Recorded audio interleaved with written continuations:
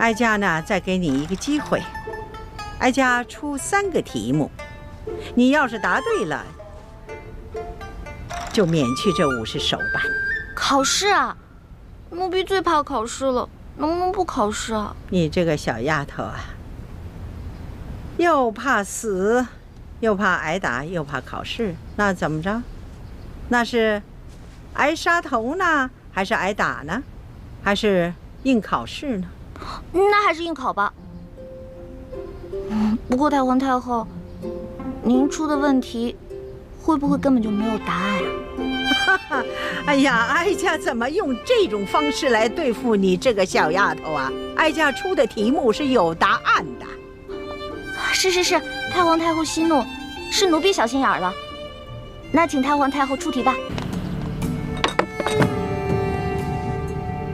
好，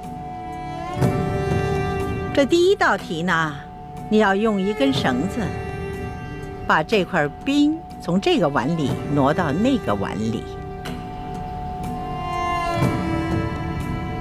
这么简单啊？不简单，条件是不能用这根绳子拴住这块冰。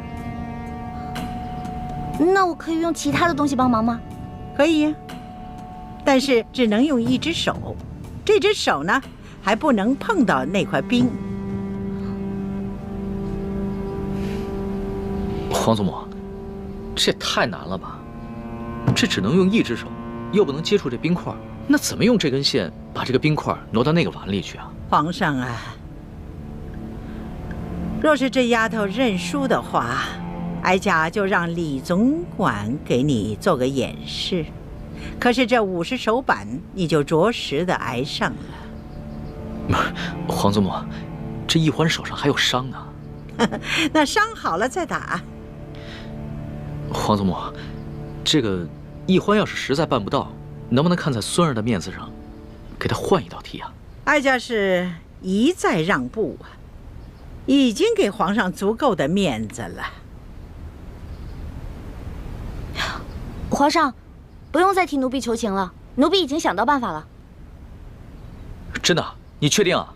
请太皇太后跟皇上给奴婢一点时间，奴婢要去拿1样东西。可以呀，不过你得快点儿，不然的话这块冰就化了。谢太皇太后，奴婢告退。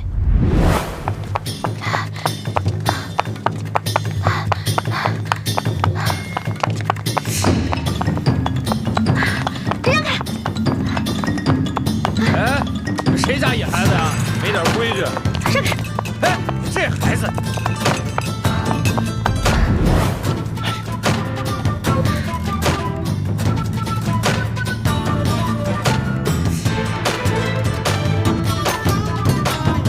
这丫头怎么还不回来？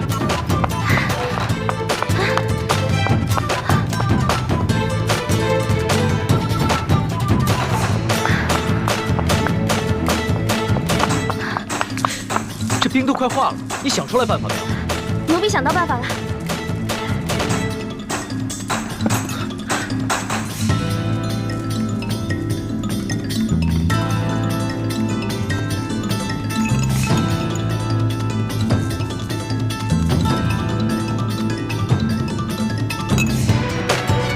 好了，稍等片刻就可以了。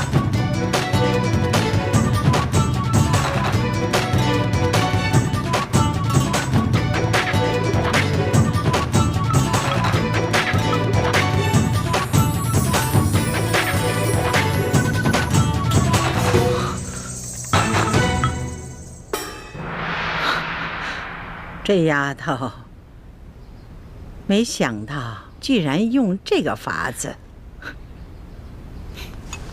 你这罐子里边装的什么东西啊？这是奴婢抓紧一切时间从御膳房拿了1罐盐。哦，朕明白了。朕以前学的功课里边也有这一门知识，只不过刚刚情急没有想起来。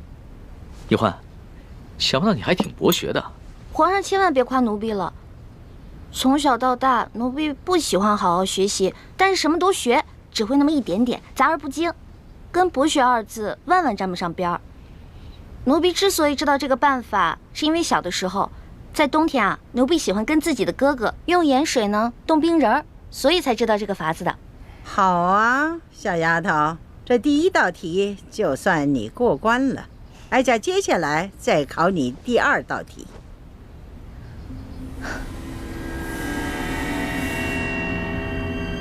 你数数，横着数多少，竖着数多少，一共多少个铜板？数数。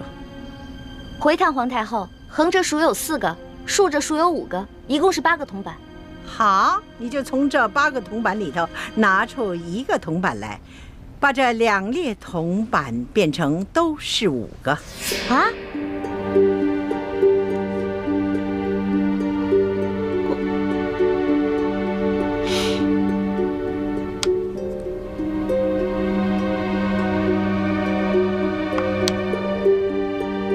可是这不对啊，横着就变成5，竖着变成4个。哀家给你1炷香的功夫，你要是再猜不出来，那就算你输了。完了！小的时候，奴婢不想好好学习，老在师兄师姐面前捣乱，而师傅们总是吓唬我，把戒指高高举起，轻轻放下。这下好了，以前没挨多少打，现在又全给补回来了。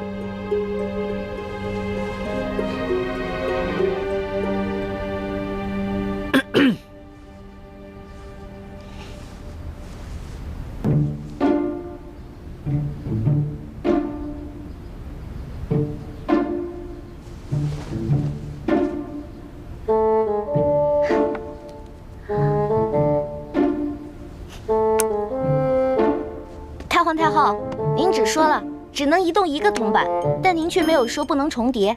您看奴婢做的对不对？哎呀，小丫头啊，这是你自己想出来的，还是有人帮衬你作弊呀？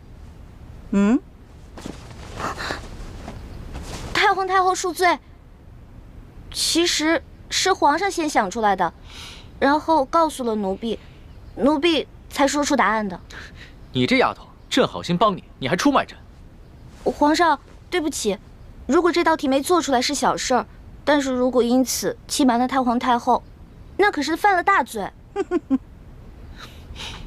皇祖母，其实呢，孙人也就是摆了个手势，不能算是作弊。再说了，这道题啊，它本来就简单，孙人就算不提醒易欢，易欢他自己也能想出来的。你这易欢小丫头，她若是不承认，你皇上也不承认，那哀家再怀疑也逮不着你们的把柄。罢了，就看在你这小丫头诚实的份上，这道题就算过了。谢太皇太后。太皇太后，您人真好，就像画里走出来的观世音菩萨转世似的。净说漂亮话。好了，哀家呢，接下来再给你下第3道题。不过呢，皇上，你就不能再度的帮衬作弊了。孙儿明白，这第3道题，孙儿绝对不会再帮他作弊。你如果再作弊，当然也算输。这第3道题，小丫头，你听好了啊，什么事情别人都能做得到，偏偏你自己做不到。这个嘛，奴婢知道了。除了奴婢，其他人都能杀了奴婢，唯独奴婢自己不能杀了自己。好，这个答案好。皇祖母，这一关易欢算是过了吧？哎呀，皇上啊，不要高兴得太早了。你想想啊，一个好好的人，他为什么平白无故的去杀人呢？当然了，每个人都有能力去杀自己，只是呢，看他愿意不愿意杀自己。所以呢，这个答案不对。这道题的答案不对啊？当然了，这个答案呢是需要有人来演示的。太皇太后，奴婢现在脑子都成浆糊了，实在是想不到答案。看来你是自愿认罚了。皇祖母，孙儿也不敢再为易欢求情了。孙儿只是希望你能多给易欢宽限1日的时间，让易欢自己回去好好想想。好啊，那就看在皇上的面子上，就宽限你1天。为了不让别人给你帮衬作弊，哀家就要把你留在慈宁宫1天。待到明天这个时辰，你要是再答不上来，那就要着实挨打了。谢太皇太后。哎呀，你说咱们这皇上啊，自从亲政以来，可从来没有这么晚召见过咱们啊！啊，你们都说说，这有什么急事儿啊？会不会是鳌拜一案又出了什么重要线索？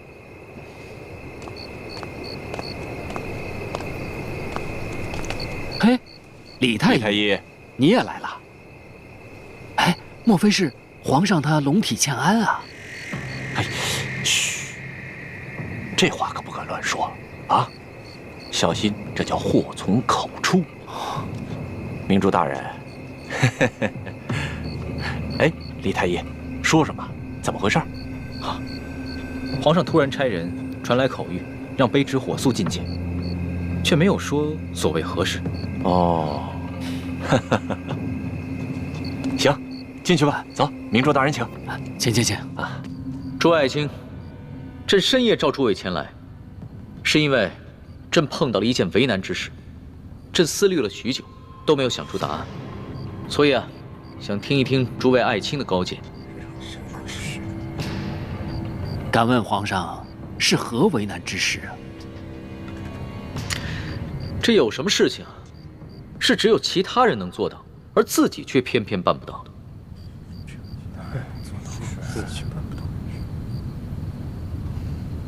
哦，原来皇上是为这样的事情在为难啊。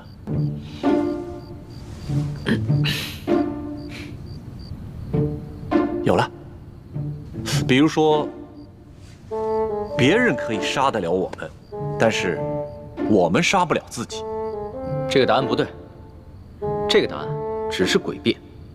我们每个人都有能力杀了自己，而不是绝对做不到。这个答案必须是别人可以示范出来给大家看，而自己却偏偏无法效仿的。皇上，不知皇上怎么突然问起这么奇怪的问题，还这么着急，想要知道答案？这其中缘由，朕不便透露。诸位爱卿只要好好开动脑筋，帮朕解忧就行了。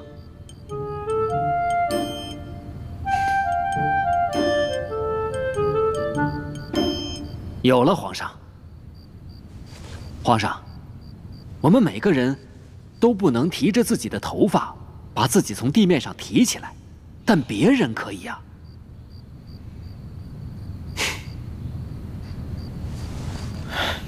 这个答案也不行。出题之人只怕会说，我们每个人只要轻轻一跳就可以离开地面，为何还要把自己的头发给提起来？所以啊，这个答案还是过不了关的。皇上，此等古怪刁钻的问题，实在是难有标准答案。究竟该怎么回答，完全要看出题的人是否在故意的刁难。皇上，这出题的到底是何人？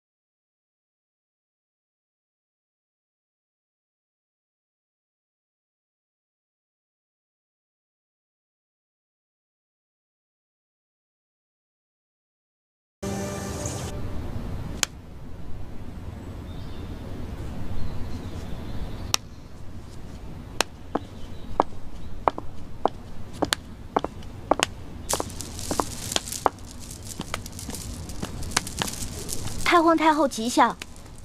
皇上吉祥，皇后娘娘吉祥。罢了，这答案有没有想出来？太皇太后，奴婢脑子实在太笨了，所以到现在答案还没有想出来。哦，那你可得要抓紧啊！这转眼就要正午了。不好意思，威龙小弟，5时一到，我就会马上逃出宫去，我们也许就再也见不到面了。太皇太后，您跟皇上在这，奴婢实在太紧张了，能不能到门口去想啊？哀家准你了。哀家倒要看看你这小丫头还能耍出什么小花样来。奴婢绝不敢耍花样，多谢太皇太后，奴婢告退。慢着，易欢，外面日头大，朕赏你一把扇子，以免你那小脑袋瓜子被晒伤了，更想不出来了。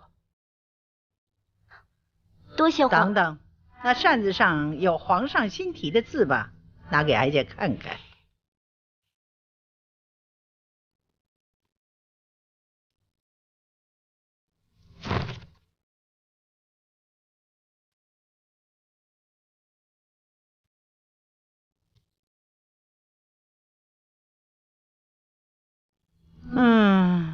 以哀家看来，这皇上的字就是好啊。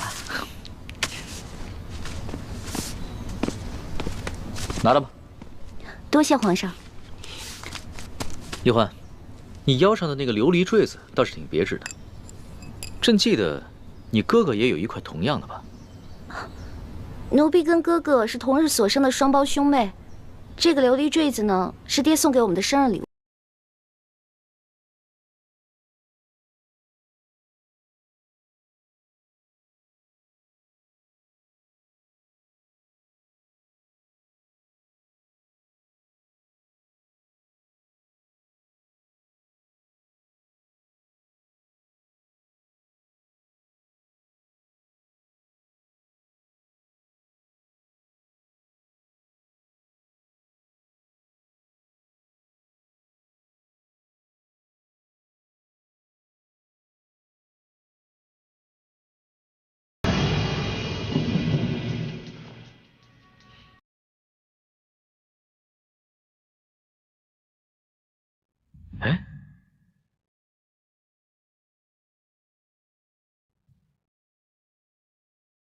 哎，还真是，这个字又显出颜色来了，而且字体还变大了。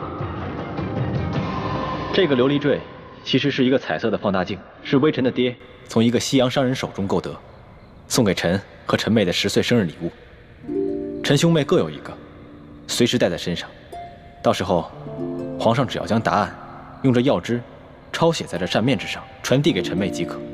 告诉她，用这个琉璃坠，她就会明白了。李太医，朕真的很羡慕你，能和易欢有这么美好有趣的童年。不像朕，10岁的时候就父母双亡，而且还不得不提防宫中各路势力的算计。行了，那你赶紧去吧，要是耽误了时间啊，朕也救不了你。多谢皇上。慢着，外面天气太热了，本宫就赏世淑姑娘一方丝巾，擦擦汗吧。多谢皇后，奴婢告退。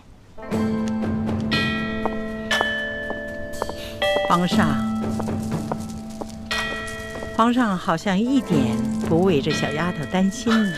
皇祖母，易欢她只是本性纯良，并不是笨，孙人相信她一定能想到答案的。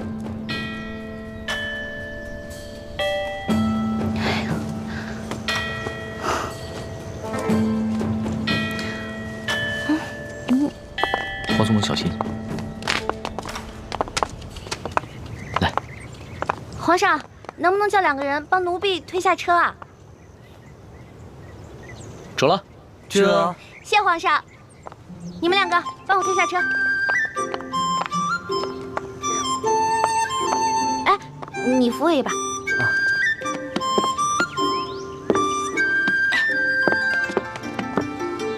走吧。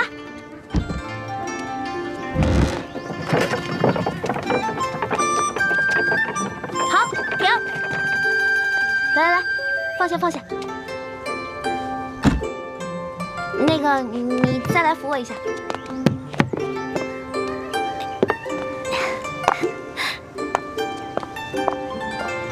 太后，您看啊，这只有推车的人才能推动这辆车，而乘车的人永远推不动这辆车。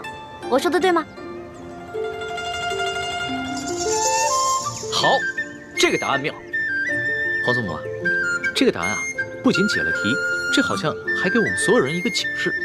这有些事啊，只有旁观者可为，而当局者永不可为。是啊，皇上你也应该明白了。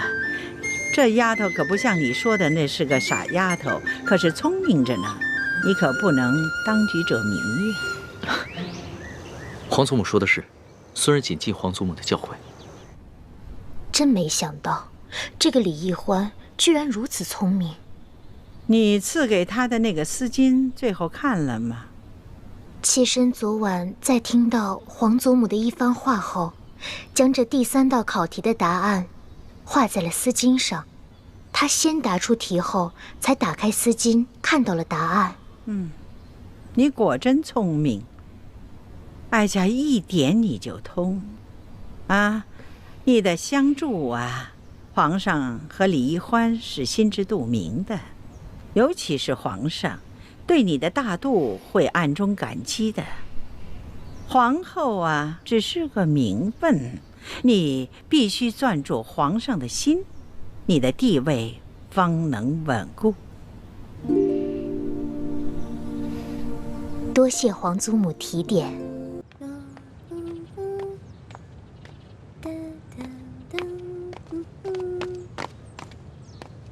朱哥哥，你怎么在这儿？我在等你回来。你走以后，我心里总是不安宁，老想着我刚才是不是把话说重了，让你不开心了。对啊，我就是不开心了。我逗你的，我哪有那么小心眼儿啊？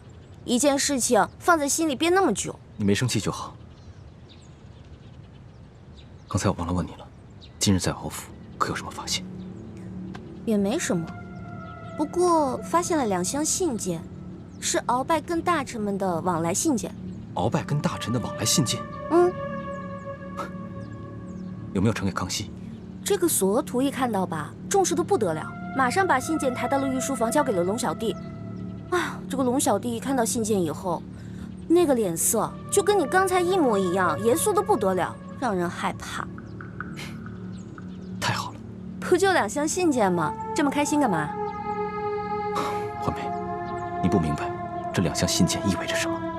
鳌拜把持朝政这么多年，朝中上下谁不赶着巴结？这2箱信件一定牵涉了许多不可告人的秘密。康熙如果顺藤摸瓜，一一展开追查，那整个清廷势必会闹得天翻地覆，人心惶惶。这样的局面，对我们来说自然是天大的好事。哦，我知道了。不过朱哥哥，如果朝廷大乱的话，这对咱们全天下的老百姓真的是件好事吗？自然是好事。只有把他们赶出山海关去，恢复我大明江山，这天下才能太平。哦。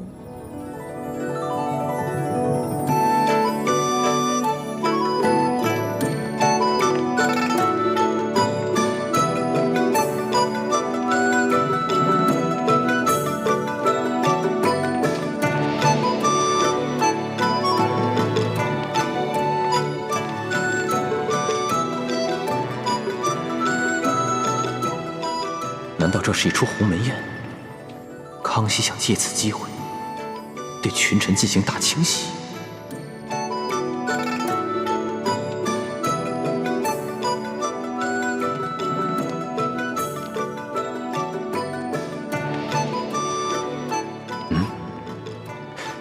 这个御花园中必定埋伏了大量的兵士，我怎么没有听到半点异常响动？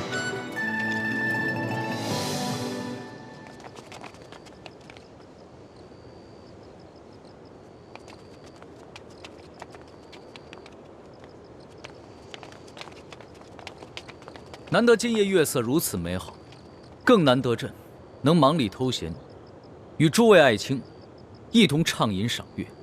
诸位爱卿，一同陪朕共饮一杯吧。谢皇上恩典。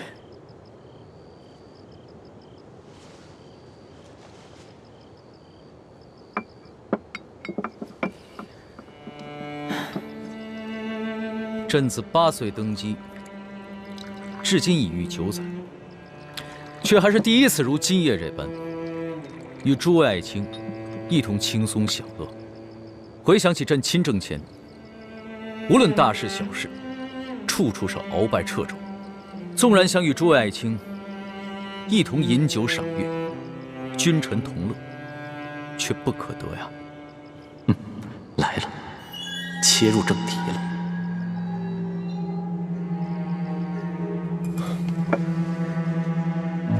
皇上，奴才恭贺皇上，铲除权奸，重振朝纲。奴才恭贺皇上，皇上万岁万岁万万岁！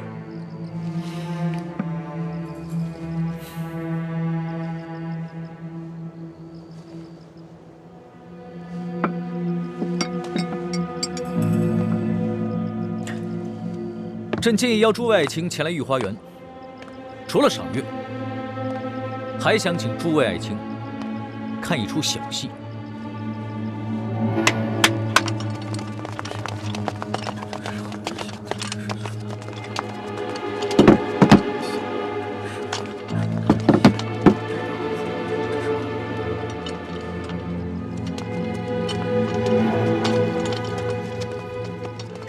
这2个箱子是朕从鳌拜府上的一个密室中搜得。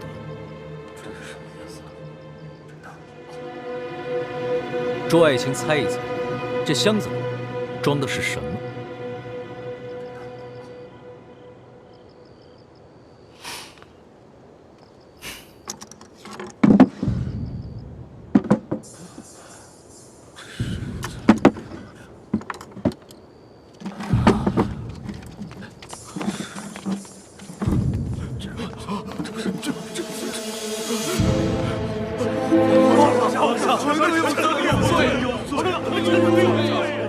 诸位爱卿，这是做什么？这2箱文书今日下午才从鳌拜府中搜得，朕到现在还一封都未曾打开过。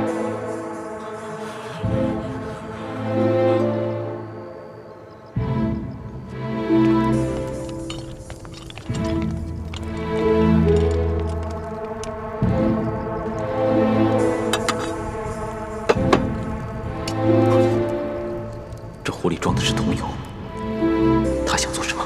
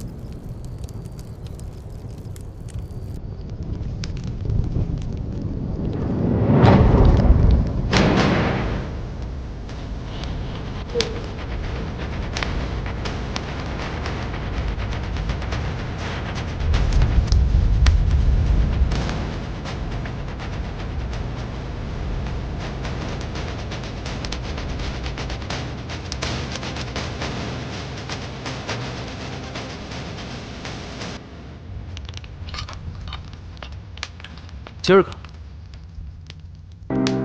朕就跟诸位说几句交心提起的话。这些话不适合在朝堂之上说，只适合在这儿对着清风明月说。臣等恭听圣谕。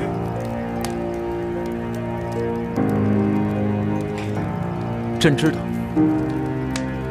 在今夜之前，在诸位心中都一直有爱新觉罗有朕，但更有鳌鳌拜。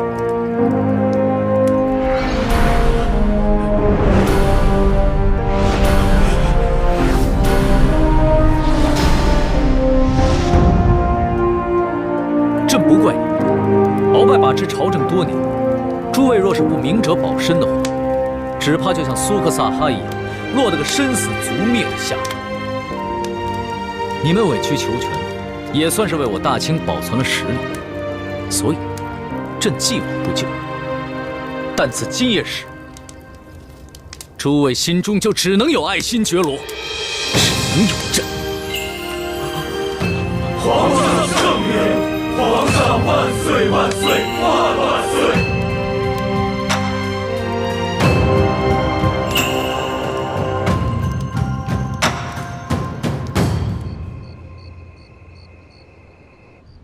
皇上，你可知道今天哀家一共召见了多少大臣们的诰命夫人吗？这，孙儿不知。从上午到下午，这慈宁宫就不得清静了。来看望哀家的这些诰命夫人多达40余人呢。有一些人还有些要求，都被哀家给回绝了。皇祖母，只怕他们都只是醉翁之意不在酒，借着探望的名义，想打探一下孙儿如何处理从鳌拜府中发现2箱密信之事吧？是啊，这些个人个个都像猴精似的，明明为此事而来，但没有一个就那么开门见山的指出来，而只是旁敲侧击的打听。所以哀家也就给他们装个糊涂。皇祖母要是早一点给他们吃上一颗定心丸，也不至于他们担心害怕一整天呢。哎，这些人他们心里想什么，皇上和哀家心里像明镜似的。皇上，说实话，哀家以为你最终会选择宽恕他们，但没想到你会用这种火烧密信的方式，让他们的心病一了百了，死心塌地的对皇上臣服。这就要感谢皇祖母平时的教诲了。皇上，你真是长大了，今后只要你在儿女私情上能够稳重，不乱心智，哀家就放宽心了。什么？康熙用一把火把那些密信全都给烧了？真没想到，康熙是这么可怕的一个对手。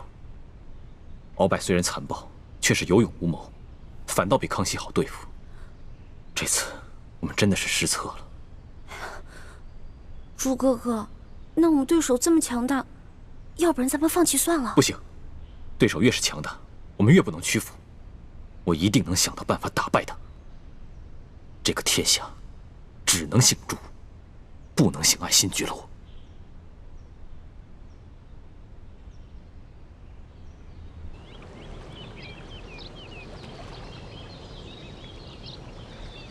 玄烨，你个无知小儿！老夫虽然是你的眼中钉、肉中刺，可老夫是大清的8旗子弟。你我之间的君臣矛盾，不会动摇大清的根基。而那个李氏兄妹，他们不一样，他们来历不明，行为诡异，说不定就是那反清联盟的余孽。玄烨小儿，你果真是一个没有出息的君王。你被那李易欢的美色所迷惑，你被李氏兄妹2人玩弄于股掌之间。我们这些8旗子弟打下来的江山，终将要毁在你的手上。老夫倒要看一看，你有何脸面去见爱新觉罗家族的列祖列宗。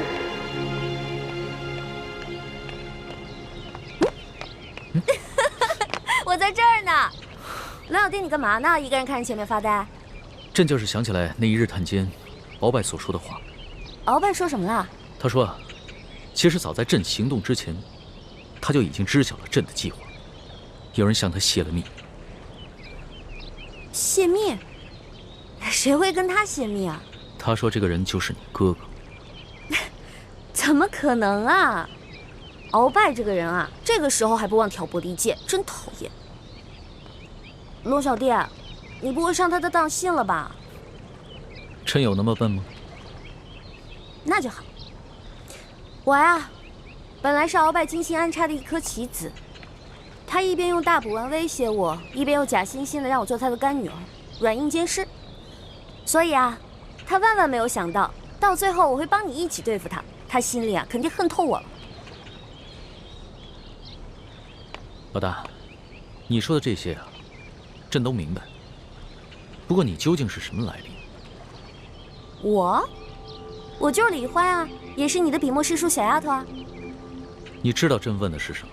朕想知道的是，你和你哥哥究竟是何方人士？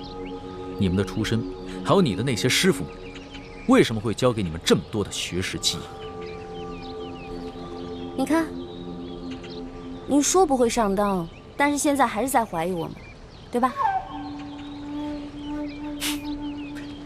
朕哪有怀疑你们呀？朕不过就是起了好奇心罢了。龙小弟啊，你不知道，我们这些跑江湖的呢，有跑江湖的规矩，尤其是我那些师傅们，都是不愿意做官的隐士。师门有师门的规矩，我不能透露。我要讲细腻，但同时我又不想骗你。这样吧，如果你相信我们兄妹，那我们就留在宫里为你效力；但如果你不相信我们兄妹的话，那我们就离开紫禁城，再也不出现在你面前，可以了吧？老大，朕不过就是随口问问，你要是不愿意回答就算了。用人不疑，疑人不用，朕自然是相信你们兄妹的。这鳌拜啊，本就在宫中安插了许多奸细，极有可能是上次给朕下毒的那个内侍向鳌拜透露了秘密。鳌拜不过是想嫁祸到你们兄妹身上罢了。你放心吧，朕一定不会中了鳌拜的挑拨离间之计的。还是你大气。老大，你的手伤还没好，这段时间啊，你就好好待在永乐斋休息吧。这山西大旱，朕还要忙着处理赈灾的事宜，还要清理鳌拜的余党，所以可能就没那么多时间陪你了。我知道了。今天康熙盘问你我的身世，显然是听了鳌拜之言，对你我已经起了防备之心。所以你以后一定要谨言慎行，千万别露出破绽。你不要幼稚地认为他真的会把你当成是老大，当成是朋友。可是龙小弟他说了，疑人不用，用人不疑，他是相信我们兄妹的。这话也就只有你会信。康熙8岁登基，在这风云诡谲的皇宫当中能够顺利长大，如今又不动声色地收拾了鳌拜，他的城府之深，远非你我可以想象。他对你我好，就像我们对他好一样，不过是为了利用而已。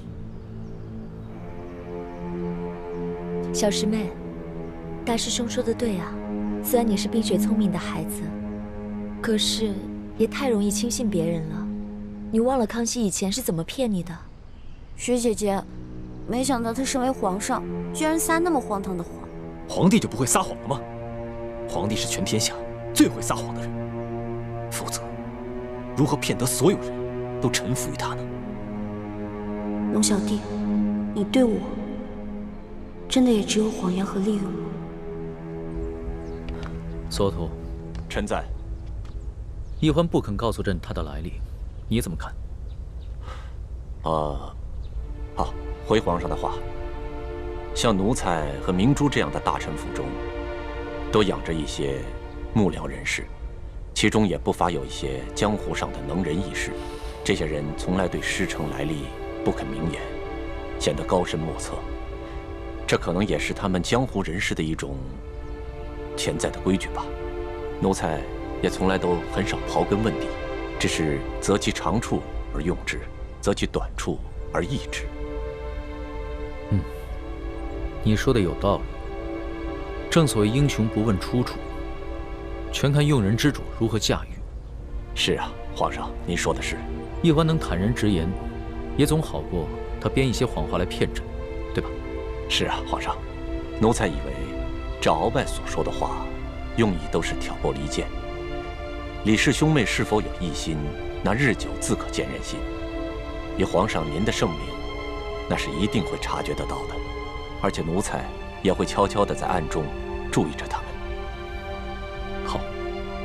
对了，鳌拜所言，只能你与朕2人知晓，切不可外泄，尤其不能让太皇太后知道了，更不能让李氏兄妹察觉，明白吗？这奴才明白。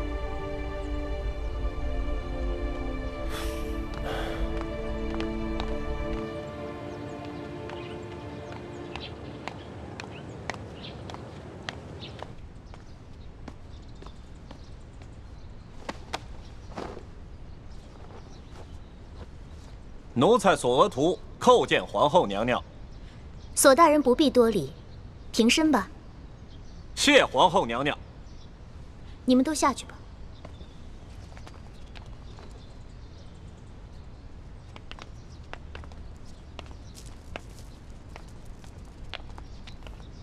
三叔。啊。三叔，那个李易欢究竟是什么来头？什么品质位分都没有，皇上还单独给他赐了一个笔墨侍书的职位，还给他在后宫单独赐了所宅子，不伦不类，还真是开了我大清朝的先例。皇后娘娘，您这些话就在奴才面前说说得了，可千万不要在别的人面前提起，万一传到皇上的耳朵里，皇上会不高兴的。皇上从未对任何女人另眼相看，本宫这心里总有些不踏实。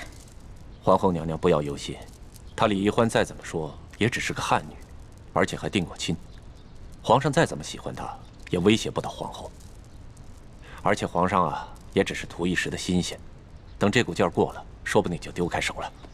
再说了，这李易欢毕竟帮着咱们斗败了鳌拜，我们现在最主要的任务就是痛打落水狗，不给鳌拜东山再起的机会。别的什么都等这件事情尘埃落定了之后，咱们再说吧。三叔说的有道理，本宫就暂且忍耐一下。哎呀，好热呀！自打我从明珠谷到京城，就一直没下过雨。这天热得太不正常了，连荷花都受不了了。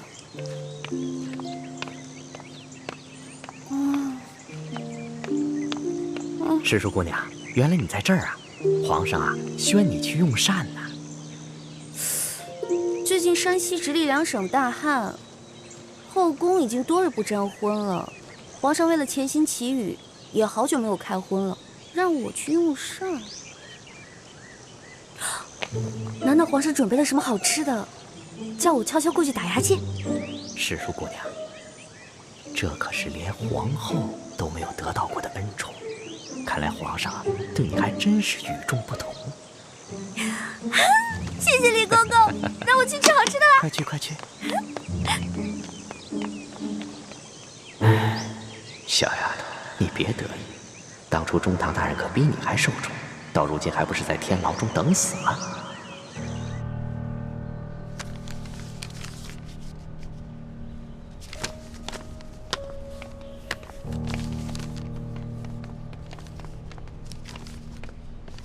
皇上，侍书姑娘来了。皇上，奴婢给皇上请安了。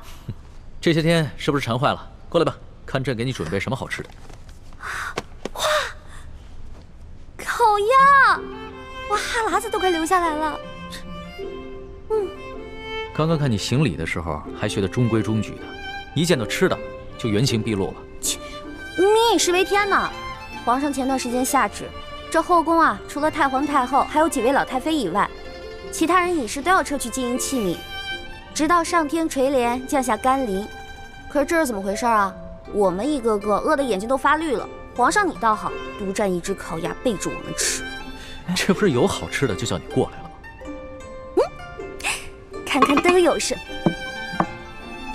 哎，这除了烤鸭以外，你吃的跟我们都一样啊？怎么，在你心中，朕就只能是一个口是心非、不能以身作则的昏君呢？你看，你看，我什么时候这么说的？我才没有那么说呢。这山西直隶等省接连大旱，饥民遍地，朕也有言在先，天子要与庶民一样，同甘共苦，所以朕只有这些清粥小菜了。史淑姑娘，您这几日在永乐斋养伤不知道，皇上啊，其实跟大家一样，素衣素食的。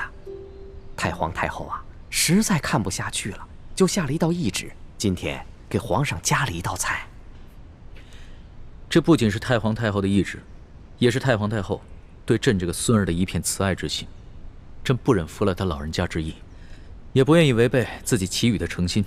朕第一次见你的时候，你就特别爱吃烤鸭，所以就特意把你叫过来，让你替朕把这盘烤鸭吃了。皇上，你都瘦了。你的注意力终于从这烤鸭身上转移到朕身上了，能不能别取笑人家呀？那朕瘦了，你心疼吗？心疼。皇上是龙嘛，饿坏了龙体，那还得了啊？现在没有外人在，朕更喜欢听你叫朕龙小弟。龙小弟，不然咱们俩把这盘烤鸭一人一半给吃了吧？那可不行，朕是在神灵面前发过誓的，要一直戒食荤腥，直到天降甘霖。朕可不能违背誓言，欺瞒神灵啊！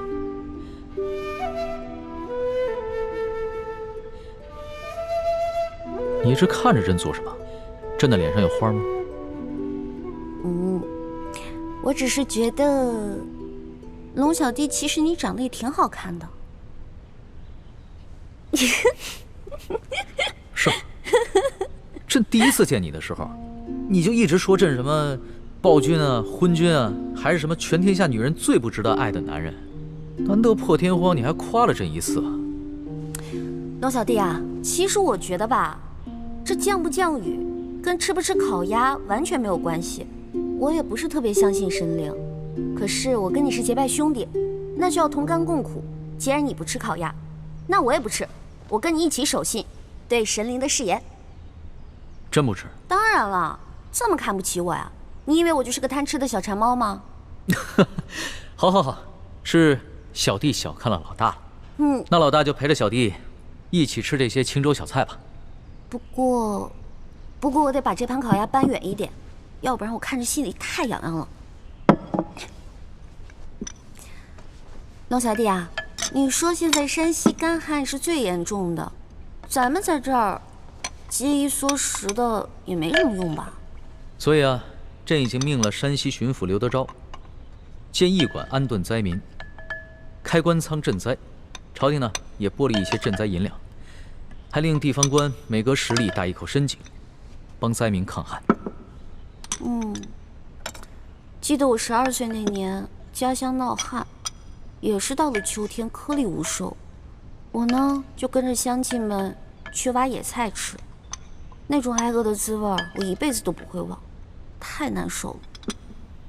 你说的那次灾情啊，朕也记得，但这次的灾情比那次更为严重，所以朕除了做一些应对的赈灾措施以外，还每天晚上亲手抄佛经，祈求天降甘霖。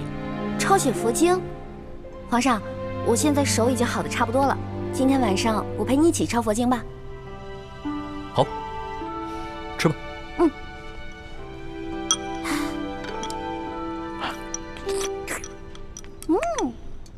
好吃。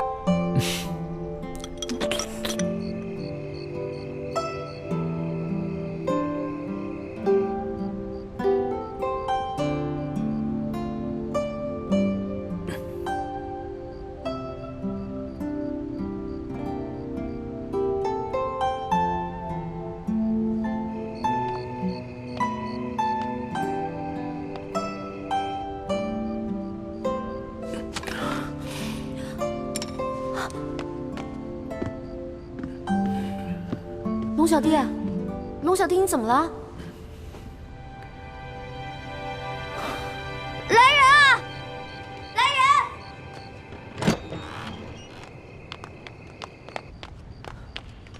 皇上怎么了？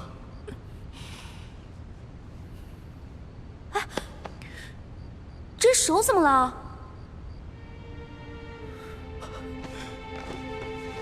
皇上，您可要保重龙体呀！世淑姑娘，您快劝劝皇上吧。皇上他说，天下大旱，这都是他的过错，他要责罚自己。您看他抄的这些佛经，那都用的不是墨，都是用自己的龙血呀。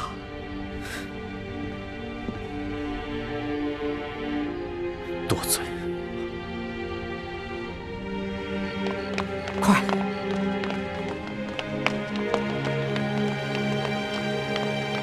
快点！李公公，李太医。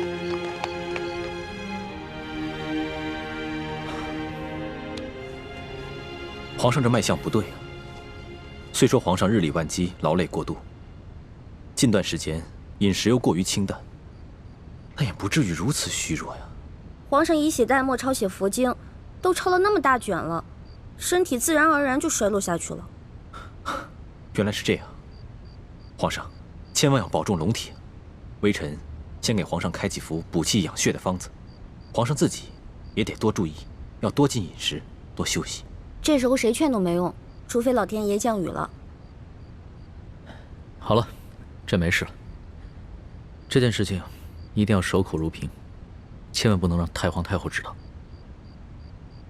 皇上，我收回之前的话，您是一个好皇帝。李太医，你赶紧去给皇上煎药吧。微臣告退。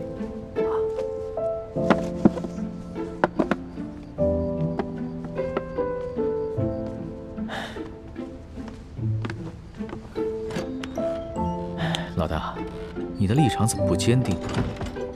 不过就是刺了个血，写个经，你就说我是好皇帝了？要怎么样当一个好皇帝啊？是这个世界上最深奥的一门学问，哪有那么简单呀？虽然不懂什么为君之道，但是我知道你正在努力的当一个好皇帝，这就够了。有心无力，那也不算是好皇帝。好了，朕得接着努力，写血经了。哎呀，行了，你呀，好生在这歇着吧。我们是不是结拜兄弟？有福同享，有难同当。你不行了，我上。虽然我的血没有你的龙血那么珍贵吧，但是我的心跟你一样虔诚。好，只要心一样诚，你的血和朕的血一样珍贵。咱们俩联手书写血经，一定会感动上苍的。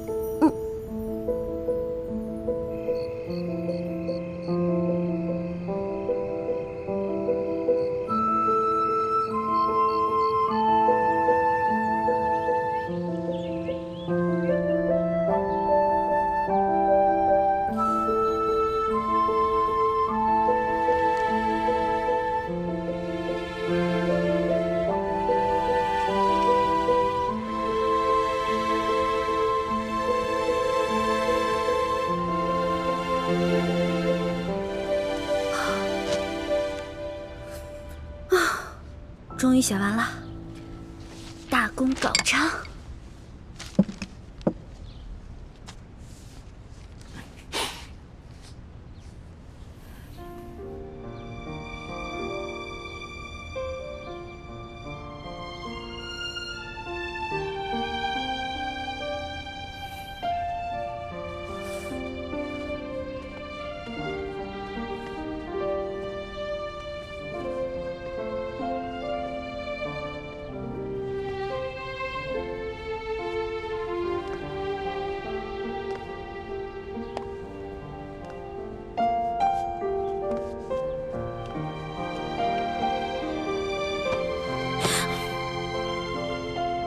老大，焕儿，龙小弟，你看，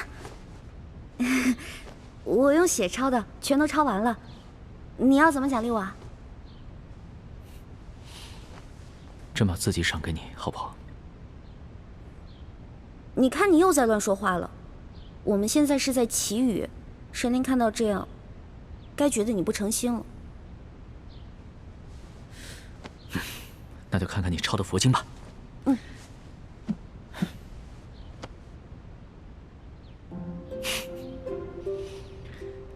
老大呀，老大，我终于知道为什么那日在第一酒楼你不敢往墙上题字了。论到这个书法呀，你还是得多跟朕这个小弟学一学。当然啦，你是皇上，你字写不好多丢人啊！我不一样啊，我的字又没有人收藏，又不用去卖钱，写不好没关系，而且神灵也不会这么挑剔的。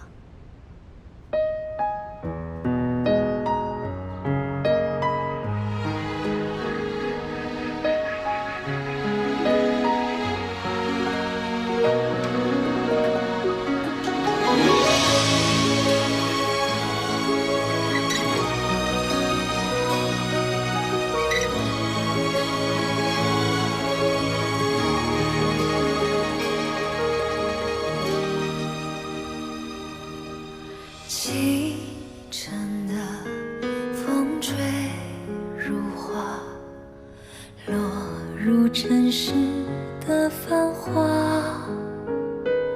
爱已来，卷风沙，恨不过一生的皇上，皇上，大喜呀！下雨了，下雨了！走。穿雨中的他，这一生月光花，能否带他舍得心归家？愿做他掌上的明珠，献上我纯真的祝福。明月照我心，掀起迷雾，留下无悔的情愫。一会儿，上苍一定是听到朕的心声了，一定是咱们的血书佛经，一定是这些感动了上苍。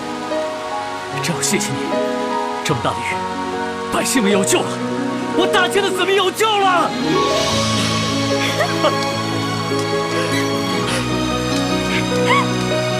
老小弟，哇，好开心！星辰如马，望不穿雨中的他。这一生月光花，能否带他伤的心归家？愿做他掌上的明珠，献上我纯真的祝福。回忆中的路，开满花簇，绽放半世的光速。愿做他掌上的明珠，献上我纯真的祝福。明月照我心，掀起迷雾，留下无悔的情愫。愿做他掌上的明珠，献上我纯真的祝福。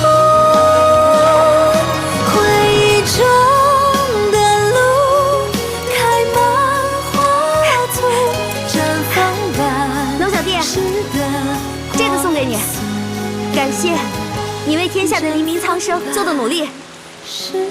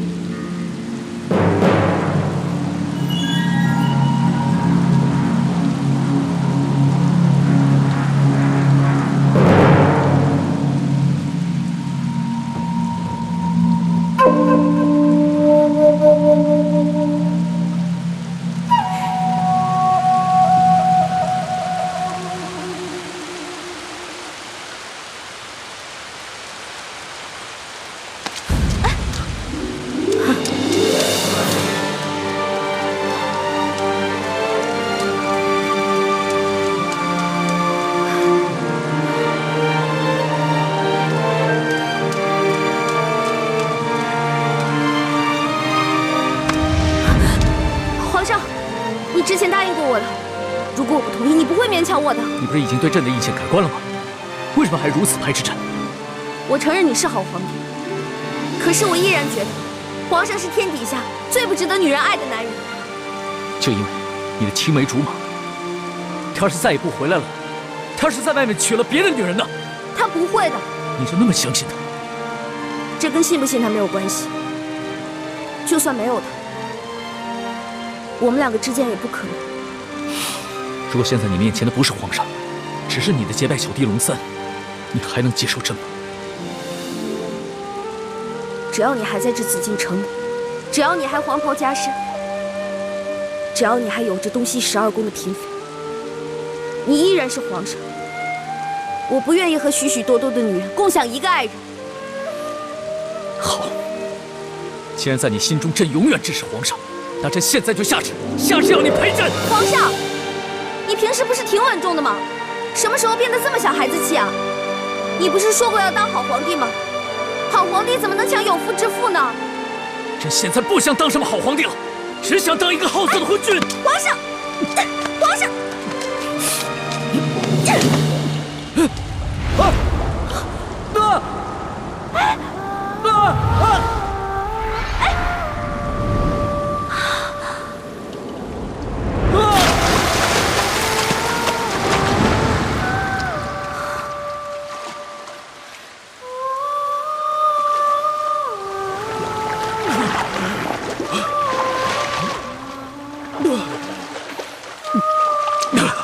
李焕，你！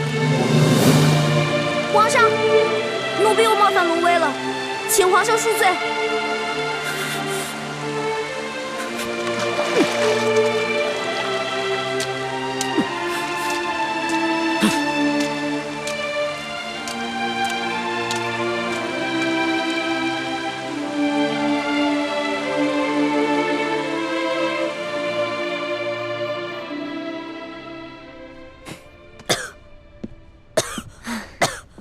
你呀，也真是的。怎么样，得了风寒了吧？谁叫你昨个那么得意忘形的？我怎么得意忘形了？你以为康熙真的是真龙天子？你抱着他，还能遮风挡雨、驱寒取暖？昨天那是误会嘛。好不容易下雨了，当时龙小弟特别兴奋，所以他一抱我，我怎么忍心推开他？你知道，我看到你跟康熙在雨中紧紧地抱在一起，我心里是什么滋味吗？朱哥哥，你生气了？可是不是你说的吗？让我接近康熙，顺便打探消息啊。我哪敢生你的气啊？我是搬起石头砸自己的脚。小师妹，自古帝王最无情，还是大师兄对你最痴心啊！你可千万不能被康熙的虚情假意所迷惑呀！我没有被他迷惑呀，我知道，我只是把他当成我的兄弟，当成朋友。再说了，康熙对我也很尊重，很容让的。环梅，你对男女情事还是很懵懂，所以当局者迷。但是我跟倾城看得很明白，如果你再继续留在康熙的身边，但是心里不跟他保持一定距离的话，一定会发生变故的。小师妹，你可千万不能对康熙动心啊，不然不仅是对不起大师兄，对不起师父们，更会让你自己万劫不复啊！学姐姐，怎么连你也这样说呀？我都快被你们冤枉死了。好了好了，不要再儿女情长了。既然大家已经决定继续留在宫中继续打探，那咱们每个人都必须以大局为重。我知道了，知道了。皇上驾到！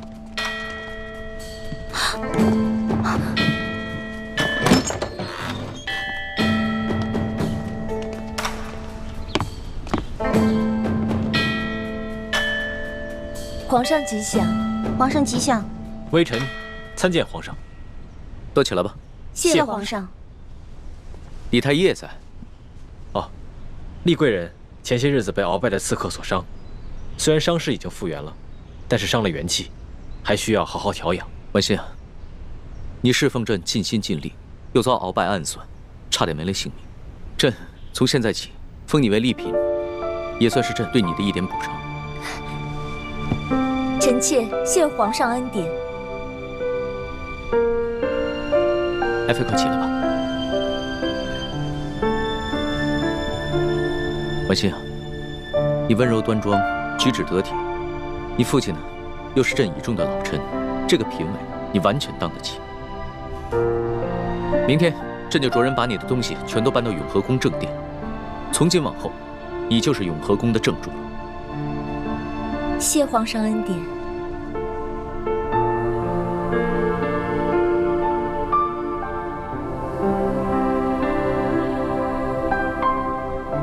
婉心，身体好些了吗？已经好多了，谢谢皇上关心。那今天晚上就由你来侍寝吧。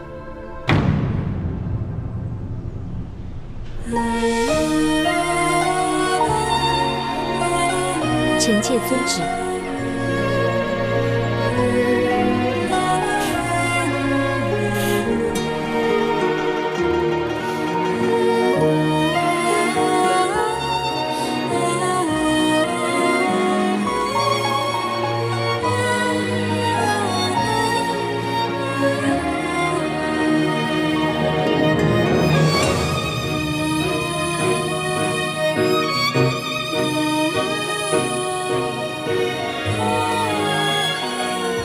以前在明珠谷的时候，我有很多想不明白的事情，现在总算明白了。哇，好好看的衣服啊，给我的吗？不是给你的，拿过来，听话。这件衣服啊，是给你雪姐姐的。雪姐姐，1年前她不是跟六师傅出谷去山西执行什么秘密任务了吗？对呀，她执行的任务啊，就是要打扮得美美的。所以这个是给他做的。执行什么任务可以打扮得美美的呀？我也想执行这样的任务。你呀，什么都学不好，18般武艺样样不到家，哪像你学姐姐啊，又刻苦又听话，派她出去啊，我们放心。再说了，你跟那舒小姐长得也不像啊。舒小姐？什么舒小姐？我怎么听不明白啊？这是机密，就不要问了啊。知道了。哇！这么多银子啊！四师傅，怪不得他们都说你是咱们明珠谷的财神爷呢，一回来带这么多银子。哎呀，我哪里是财神爷呀？我只不过是个管账的。这些钱呢，是咱们联盟的成员辛辛苦苦挣来的。可是四师傅，咱们既然不缺钱，为什么还要省吃俭用啊？你个小鬼头啊！你瞧瞧你朱哥哥啊，他还是太子呢，平日里不也是照样带头省吃俭用吗？啊？对啊。我知道他很节俭，可这些钱够我们花了，他为什么还要那么节俭啊？哎，咱们要光复大明，光靠谷里这几个人远远不够，我们还要招兵买马，那是一大笔巨款，钱要用到刀刃上，平日里的开销啊，自然要能省则省。哇，四师傅，这金镯子好好看，是给我的吗？哎，别，你给我，啊，听话。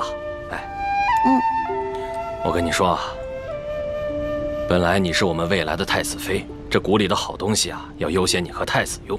但是呢，你学姐姐啊，要出外执行特殊的任务，这些东西啊，都是特意买给她的啊。我就知道，这好任务从来不会派给我，就是你们偏心的。哎，你受得了你五师傅在你脸上动刀吗？啊，把你现在这个样子变成另外一个样子，除了各项武艺，还要练习琴棋书画、歌舞弹唱，你受得了吗？什么意思啊？在雪姐姐脸上动刀子，把她变成另外一个人了？明天等你雪姐姐回来，你自然就明白了。啊？哎，小师妹，你喜欢这个金镯子是不是？我答应你，等你过生日的时候，我一定送你一个比它还要漂亮的给你。算了吧，金镯子太贵了，咱们1个月才半吊钱，哪买得起啊？你放心吧，我既然答应你了，就一定说到做到。哎，看一下嘛。好，看。大师傅，我回来了。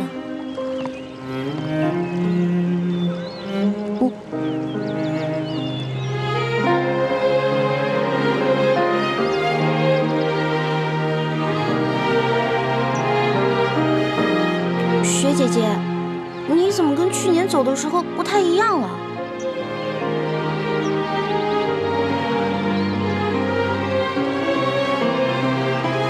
小师妹，我在外执行了1年的秘密任务，就是要努力让自己变成另外一个人。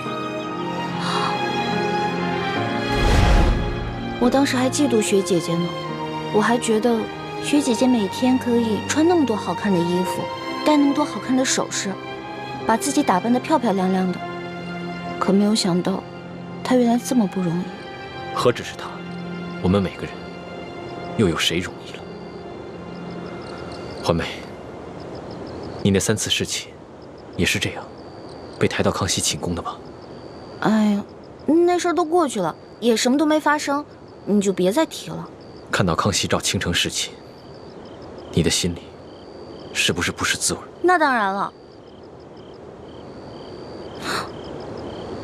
不过你别误会啊，我不是吃醋，就是觉得雪姐姐心里的人明明是你，但是现在却要……你别说了，在这紫禁城的日子，对我来说，是一次最大的考验。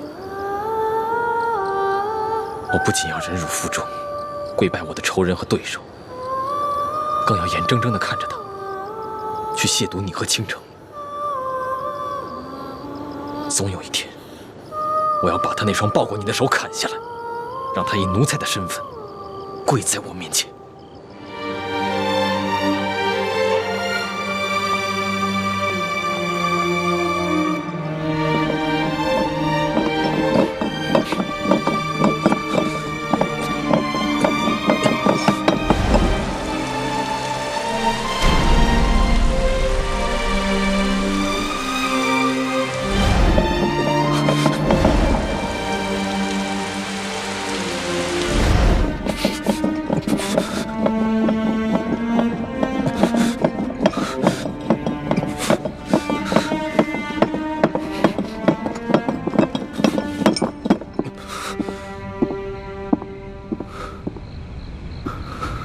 六师傅，你怎么来了？六师傅放心，今夜太医院就我一个人值守。那就好，那你赶紧随我一起去永和宫。倾城今夜侍寝，他得到了很重要的情报。